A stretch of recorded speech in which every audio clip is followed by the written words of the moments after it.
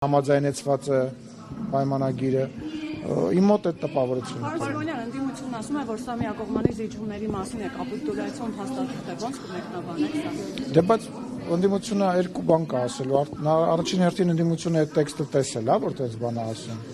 Երկրորդ հերթին ոնց կարող է միակողմանի լինի, եթե բոլոր դրույթները վերաբերում է երկու կողմին։ Դրա տրամաբանությունը թող իրանցից որից է մեկը բացատրի, մենք էլ քննարկենք, հասկանանք, թե ինչն է դրա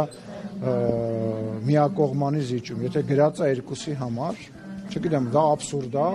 ու անլուրջ է։ Այդ բոլոր մարդիկ, ովքեր նման հայտարարություններ են անում, թող գան իմ դեմը կանգնեն կամ ամբիոնից ելույթ ունենան, փորձեն այդ իրենց ասածը որևիցե ձևով։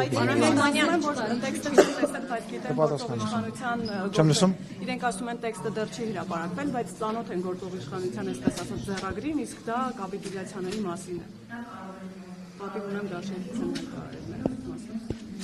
Դե առաջի ամենահայտնի կապիտուլյացիան պատիվ ունեմ է Սերժ Սարգսյանի կապիտուլյացիան էր 2018 թվականին հայ ժողովրդի առաջ։ Երկրորդը 2018 թվականին, այո։ Երկրորդը ուզում եմ ասել, որ երբ որ դու ասում ես, որ տրամաբանությունն է, որ իրանք հայտնի է ոճը եւ դրանով է հիմնավորում առանց տեքստի հետ ծանոթանալու, դա անլուրջ տպավորություն է տալիս։ Դա քաղաքական գործին վայել գործելավոճ չի։ Բազմիցս հայտարարվել, որ բոլոր կետերը վերաբերում են երկու կողմերին։ Եթե օրինակ այնտեղ գրված է, որ հայկական կողմը պետք է կապիտուլացվի, դա նշանակում է, որ ադրբեջանական կողմը նույնպես պետք է կապիտուլացվի։ Ասենք մարդ ինչքան կարելի է նույն անիմաստ խոսակցությունը կրկնել։ Ինչ վերաբերում է վարչապետը ձեր հարցին պատասխանեց իր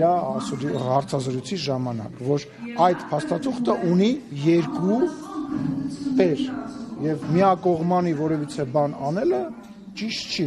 Բայց Ադրբեջանը միշտ միակողմանի անում, ախր ինչենք մենք խաղի կանոնները միայն հայկական կողմը պահպանում։ Դուք տեսել եք որևէ դեպքում Ադրբեջանը խաղի կանոն պահպանում։ Այո, տեսել եմ որևէ դեպքում, երբ որ մենք քննարկում ենք եւ օրինակ հաստատում ենք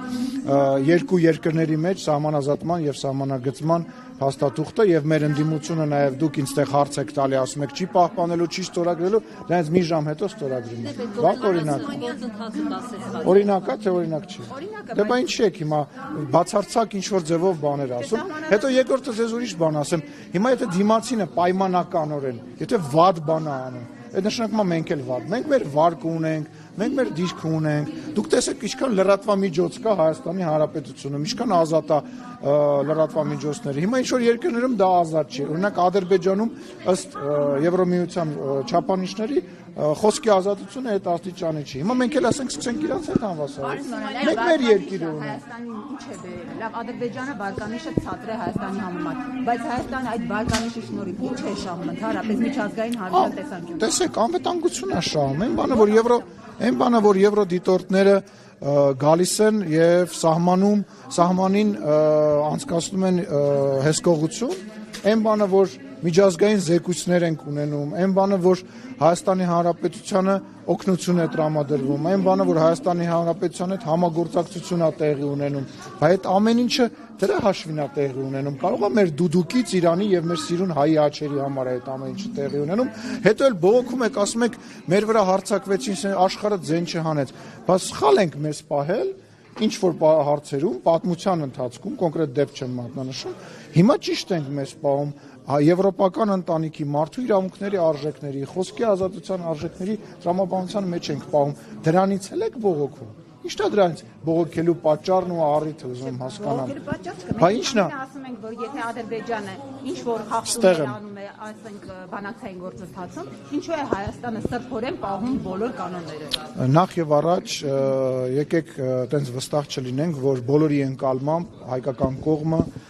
իրեն սրբորեն է պահում, որովհետև նույն ադրբեջանական կողմը հակառակ կարծիքն ունի եւ բողոքում է եւ նեղ սրտում է հայկական կողմի պահվածքի, հայկական քաղաքական գործիչների հայտարարությունների եւ այլ տարբեր բաների համար։ Այդ ձեր հայկական այդ մենք մեր մոլորակի մեջ ապրելու սովորություն ունենք, այդ ձեր պատկերացումն է, որը որ դուք փորձում եք հիմա ներկայացնել։ Տենց չի։ Երկրորդը, ինչի էս պետքա ձեր կոնկրետ վերած դեպքում վատ օրինակի հետ համեմատվեմ, այլ ոչ թե լավ օրինակի հետ համեմատվեմ։ Հիմա ասենք ուրիշ երկիր էլ հարձակվել է մի ուրիշ երկրի վրա, եկեք դրա հետ էլ համատենք։ Չի կարելի է տրամաբանությամբ շարժել, սխալ բան եք ասում, կներեք, բայց սխալ բան եք ասում։ Պարոն Սիմոնյան, հայ-ռուսական հարաբերություններից խոսել